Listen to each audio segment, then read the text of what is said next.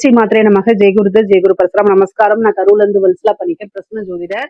இன்னைக்கு நம்ம மாசி மாத பலன்கள் மீன ராசிக்கு எப்படி இருக்குன்னு பார்க்க போறோங்க. இந்த மாதம் எப்ப பிறக்குது அப்படின்னா 13/2/2026 வெள்ளிக்கிழமை அதிகாலை 5:07 மூல நட்சத்திரத்துல இந்த மாதம் வந்து பிறக்குது. இந்த மாதம் வந்து உங்களுக்கு எப்படி இருக்கும் அப்படின்னா நிறைய நன்மைகளும் இருக்கு, அதே நேரத்துல விரயங்களும் அதிகமாக இருக்கு. 12ஆம் இடத்துல வந்து பாத்தீங்கன்னா சுக்கிரன், உங்களுடைய ராசிக்கு 12ஆம் இடத்துல சுக்கிரன், சூரியன், ராகு, செவ்வாய், புதன் கிரகங்கள் இருக்கு. இந்த 5 கிரகங்கள் இருக்கு. சோ இந்த கிரகங்கள் வந்து என்னென்ன விளைவுகளை ஏற்படுத்தும் அப்படின்னா நிறைய நன்மைகள் இதாங்க இருக்கு. அதாவது 60% உங்களுக்கு எல்லாமே சிறப்பான பலன்கள் தான். 40% வந்து கஷ்டமான்னு கேட்காதீங்க, கவனமாக இருக்கணும், அவ்வளவுதான். பொதுவாவே மீன ராசி அப்படின்னா ஒரு பிரச்சனையில போய் சிக்கிக்கவே மாட்டீங்க. அந்த விஷயங்கள்ல இருந்து எப்படி வெளியில வரலாம், அழகா நம்ம சிக்காம வெளியில வரலாங்கிற கலைகள் வந்து உங்களுடைய ராசிட்டு இருந்தா கத்துக்கணும். அதே மாதிரி இந்த மாசம் ஃபாலோ பண்ணிருங்க. எந்த ஒரு விஷயத்தையும் செய்யும் போது கவனமாக செய்யுங்க. நிறைய நன்மைகள் இருக்கு. தொழில் மூலியமா நல்ல காசு பணம்லாம் இந்த மாசம் வருமான்னு கேட்டா கட்டாயம் வரும். நிறைய இன்வெஸ்ட்மெண்ட்டுக்கு ஏத்த காலம் இந்த காலம் தான். சோ அதனால என்னங்க இன்வெஸ்ட்மெண்ட் காசே இல்ல, விரயமா போயிட்டு இருக்கு, எங்க போய் இன்வெஸ்ட் பண்றது அப்படின்னு கேட்காதீங்க. அமைப்பு வந்து உங்களுக்கு நல்லா இருக்கு. நீங்க ஒரு விஷயத்த பெருசு பண்றது, அபிவிருத்தி பண்றது, அதெல்லாம் இந்த மாசம் நடக்க போகுது. காசு இருக்கோ இல்லையா, ஒரு விஷயத்த தொடங்கி அதை செயல்படுத்த போறது இந்த மாசத்துலதான். அதனால அமைப்புகள் வந்து கிரக நிலைகள் வந்து பாத்தீங்கன்னா 12ஆம் இடத்துல இருக்கு. விரயம் நினைக்காம நல்ல அமைப்பு தான் நமக்கு இருக்கு அப்படின்னு நீங்க நினைக்கணும். 12ஆம் இடம் தான் வெளிநாட்டு வருமானத்தை குறிக்கக்கூடிய இடம். அதே மாதிரி இன்வெஸ்ட்மெண்ட்டை குறிக்கக்கூடியது. வெளிநாட்டுக்கு போய் சம்பாரிச்சா அது வராதா, அது மாதிரி அதேதான் சேம். உங்களுக்கு நல்ல அமைப்புகள் இருக்கு, கவலையப்படாதீங்க.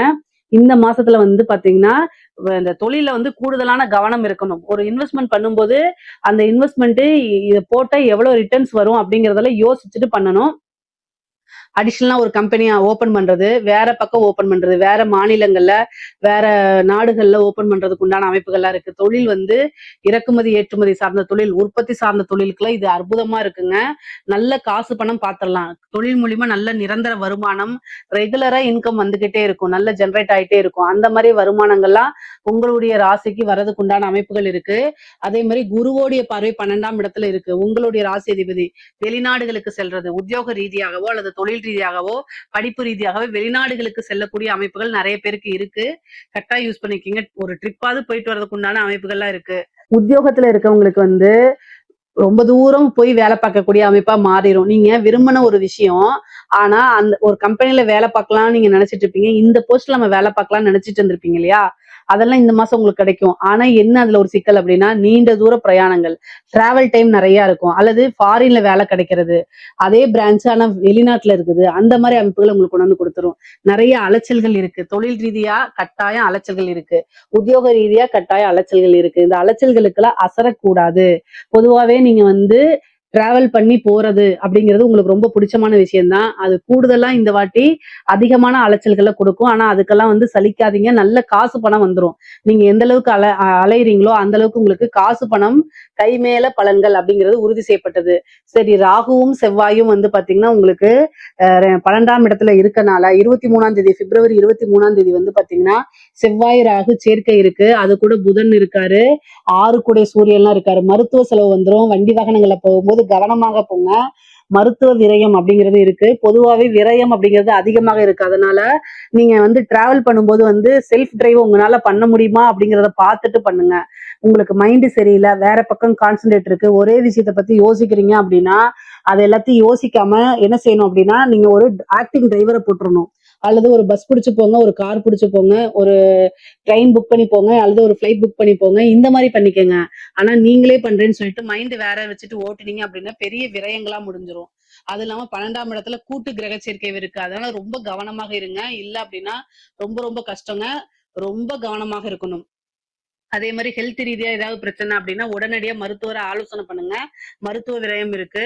பொதுவாவே வந்து பாத்தீங்கன்னா இந்த இந்த மாசத்துல வந்து பாத்தீங்கன்னா நிறைய கிரக சேர்க்கை இருக்கனால டிசிஷன் மேக்கிங், அதாவது ஒரு முடிவு எடுக்கக்கூடிய விஷயங்கள்ல குழப்பங்கள் இருக்கும், டென்ஷன் இருக்கும், ப்ரெஷர் தாங்க முடியாத மாதிரி இருக்கும்.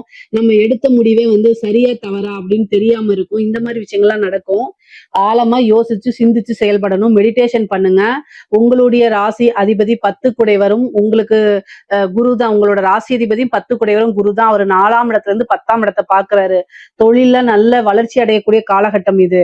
அதே மாதிரி உத்தியோகத்திலயும் நல்ல வளர்ச்சி அடையக்கூடிய காலகட்டம். அதனால நீங்க எடுக்கக்கூடிய முடிவு வந்து உங்களுடைய கெரியர் போக்கஸா இருக்கணுமே தவிர அதை பாதிக்கிற மாதிரி இருக்கக்கூடாது. சரிங்க, 7ஆம் அதிபதி 12ல இருக்காரு. அதாவது உங்களுடைய லைஃப் பார்ட்னர் மூலியமா ஏதாவது ஒரு விரயங்கள் அல்லது அவங்களுக்கு ஹெல்த் ரீதியான பிரச்சனைகள் வரலாம். பொதுவா சண்டை சச்சரவுகள் இந்த காலகட்டங்கள்ல வரதுக்கு வாய்ப்பு இருக்கு. 6 குடையவரும் 7 குடையவரும் இணக்கமான சூழ்நிலைகள் ஒன்றா சேரக்கூடாது இல்லையா, அதை சேர்ந்திருக்காங்க. அப்ப வந்து சண்டை சச்சரவுகள் அடிக்கடி வரும், வாக்குவாதங்கள் அதிகமாக வரும். இதனால டென்ஷன் ஆகுறது, இதனால உங்களோட ஹெல்த் பாதிக்கப்படுறது, இந்த மாதிரி வரும். பொதுவாவே அமைதியா போறது நல்லது. மீன ராசியில இருக்கக்கூடியவங்க பொதுவா நல்ல ஃபேமிலிக்காக நிறைய உழைக்கக்கூடிய நபர்களா இருப்பாங்க. உங்களுக்கு மனசுக்கு பிடித்த நபர்களுக்காகத்தான் நீங்க எல்லாமே டெடிகேட்டடா செய்றீங்க. ஆனா அவங்க கிட்ட அதை எக்ஸ்போஸ் பண்ணணும், பொறுமையா உட்காந்து சொல்லி புரிய வைக்கணும். முக்கியமா வந்து பாத்தீங்கன்னா எடுத்தோம் கவுத்தோங்கிற விஷயங்களே பேசக்கூடாது. நீங்க என்ன செய்றீங்க, இதுக்காக தான் நான் இப்படி இருக்கேன் அப்படிங்கிறத சொல்லி புரிய வைங்க. பேச்சு திறமை அதிகமாக இருக்கு உங்களுக்கு. அதனால பேசி புரிய வச்சுட்டீங்க அப்படின்னாலே பெரிய லெவல்ல உங்களுக்கு பிரச்சனைகள் வராது. படிப்பு ரீதியா வந்து ரொம்ப ரொம்ப நல்லா இருக்கு. நீங்க நினைச்ச ரிசல்ட் வந்துரும்.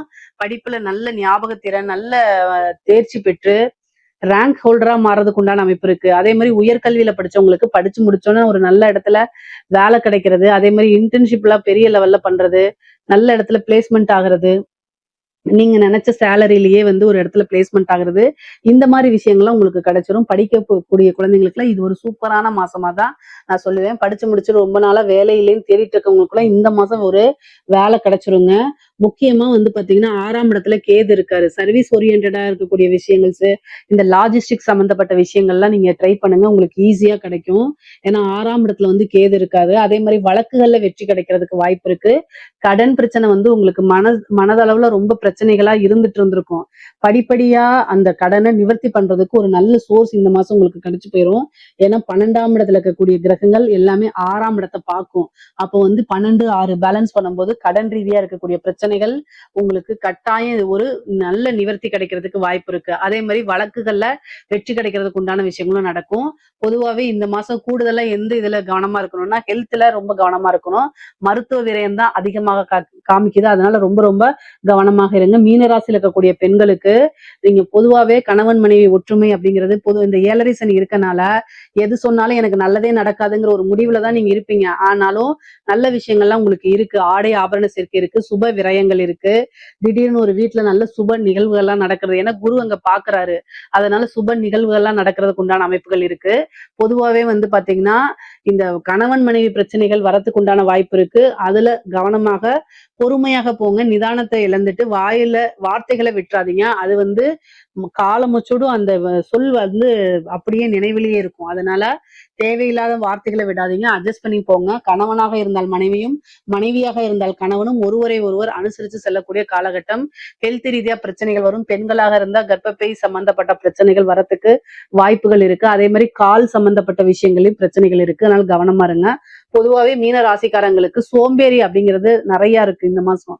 சோம்பேறித்தனம் வந்துடும். மனசு உடல் ரெண்டுமே வந்து பாத்தீங்கன்னா ஒண்ணுக்கு ஒண்ணு முரண்பாடா இருந்து செயல்படும். மைண்ட்ல வந்து நம்ம காலையில எந்திரிச்சு அதை பண்ணு, இதை பண்ணு, அப்படி பண்ணணும், இப்படி பண்ணணும் ஒரு பிளான் வச்சிருப்பீங்க. எந்திரிக்கவே முடியாது. பெட்டை விட்டு எந்திரிச்சாதானே இதெல்லாம் செயல்படுத்த முடியும். அந்த மாதிரி ஒரு சோம்பேறித்தனத்தை கொடுத்துரும்.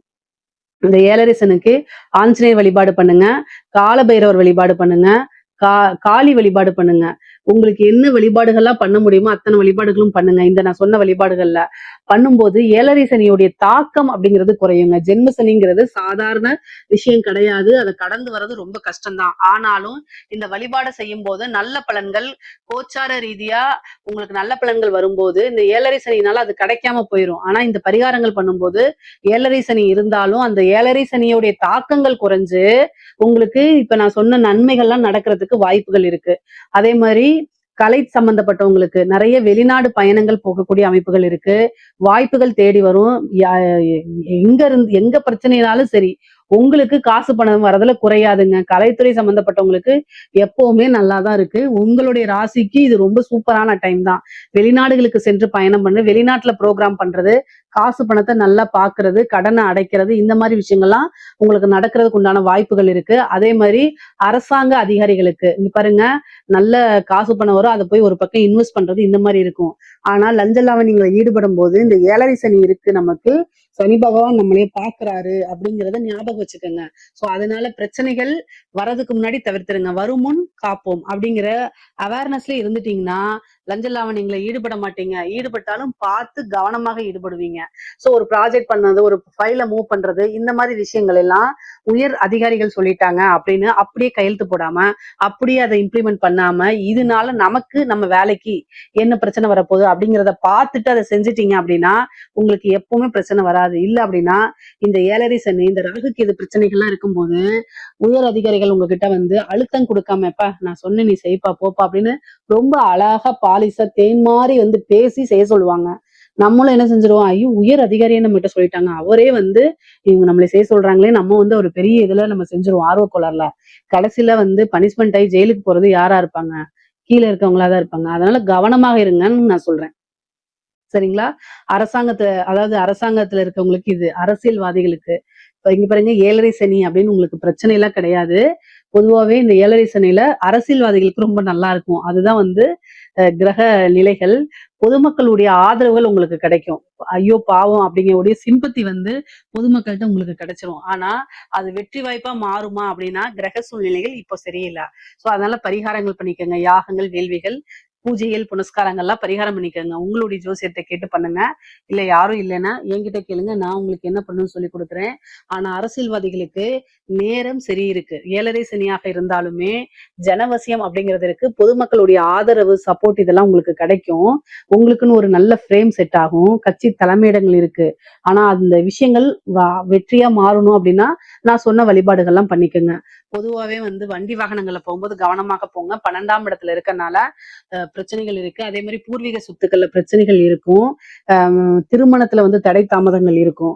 அதே மாதிரி இந்த கோர்ட்டு கேஸ் வழக்குகள்ல வந்து உங்களுக்கு வெற்றி கிடைக்கும். பொதுவாவே வந்து பொருளாதார ரீதியா இன்வெஸ்ட்மெண்ட், இந்த தொழில் உத்தியோகம், வெளியில போறது, இந்த மாதிரி விஷயத்துக்கெல்லாம் மீனராசிக்கு ரொம்ப நல்லா இருக்கு. இதுல ஏதாவது சந்தேகங்கள் இருக்கு அப்படின்னா கமெண்ட்ஸ்ல கேளுங்க. கட்டாயம் நான் ஆன்சர் பண்றேன். நம்மளுடைய சேனலை லைக் பண்ணுங்க, ஷேர் பண்ணுங்க, சப்ஸ்கிரைப் பண்ணுங்க. நன்றி, வணக்கம்.